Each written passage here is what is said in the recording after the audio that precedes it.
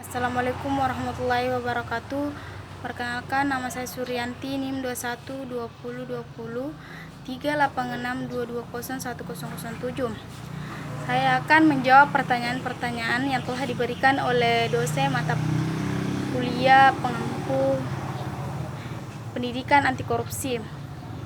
Adapun pertanyaan pertama yaitu, apa tujuan dan sasaran pendidikan anti korupsi?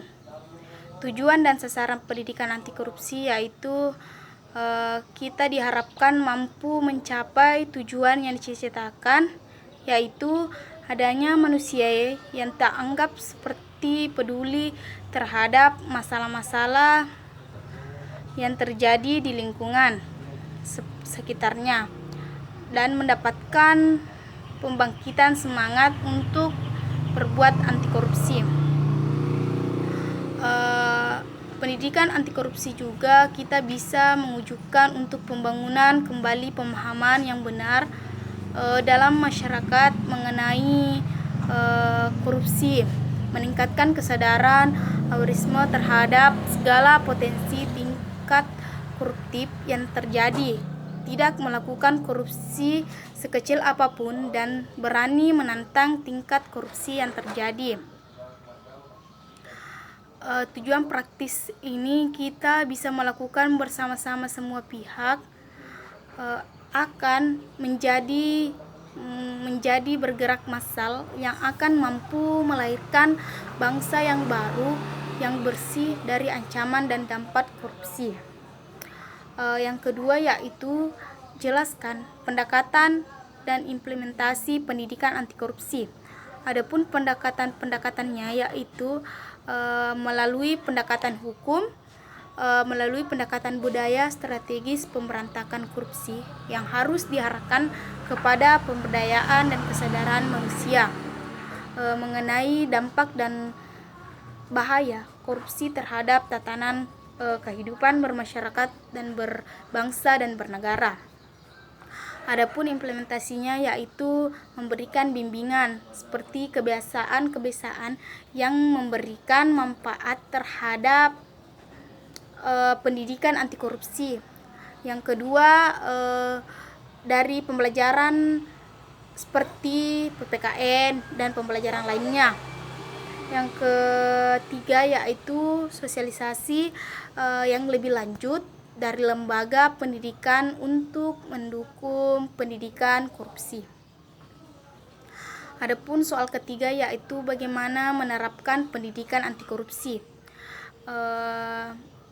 Memahami bagaimana cara disiplin, memahami manfaat dari kejujuran, mengajar kebudayaan tanggung jawab, mengetahui konsultasi dari korupsi. Soal keempat yaitu sebutkan nilai-nilai dalam pendidikan anti korupsi.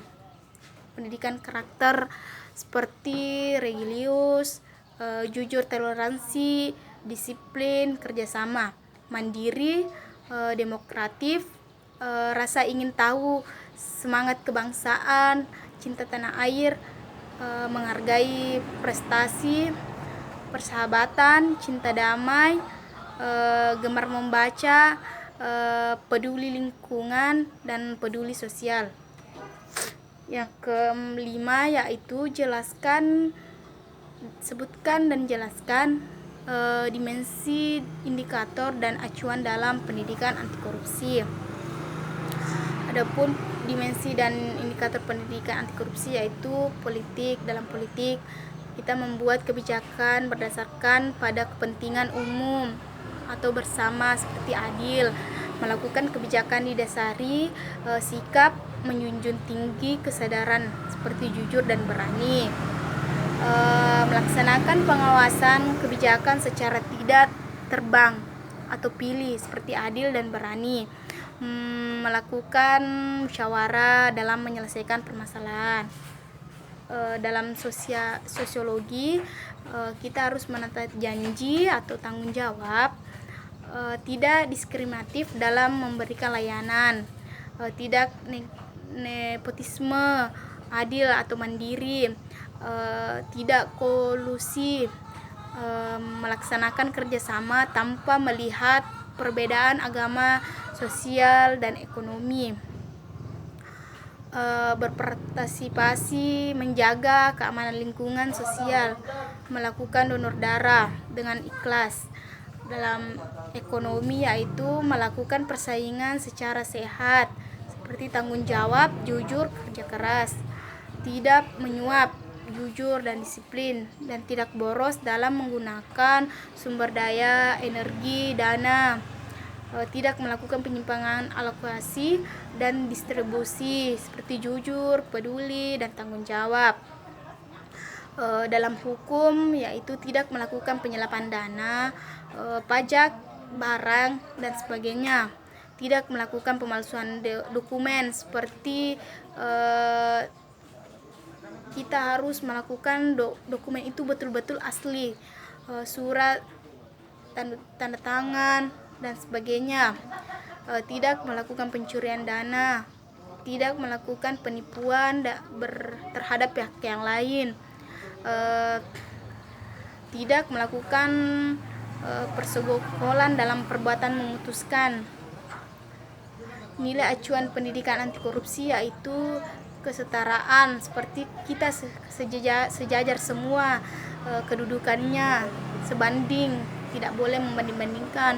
Tanggung jawab, kita harus keadaan wajib menanggung segala sesuatu yang telah diberikan kepada kita, tanggung jawab, seperti kita harus berani dan siap menerima risiko. Disiplin, seperti taat tertib, ketaatan pada aturan, tepat waktu, tertib. Jujur, seperti luruskan hati, tidak curang, tulus dalam dipercaya berbagai perkataan.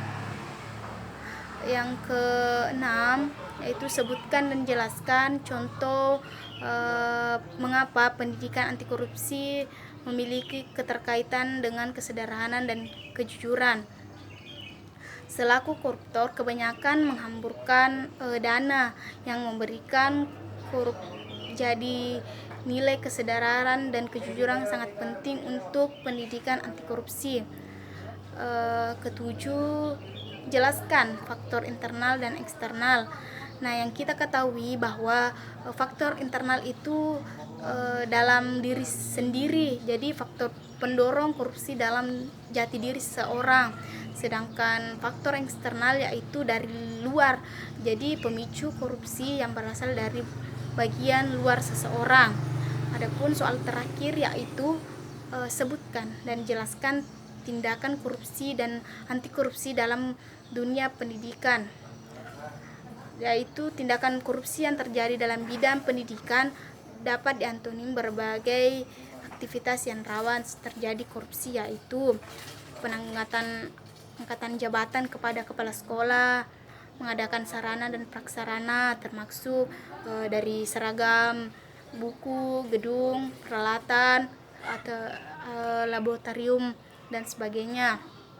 Yang ketiga, penggunaan dana BOS. Keempat, menerima siswa baru.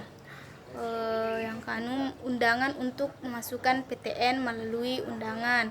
Anti korupsi untuk kasus ini adalah meningkatkan kualitas SDM di suatu pengelolaan pendidikan. Itulah tadi jawaban yang sempat saya bawakan.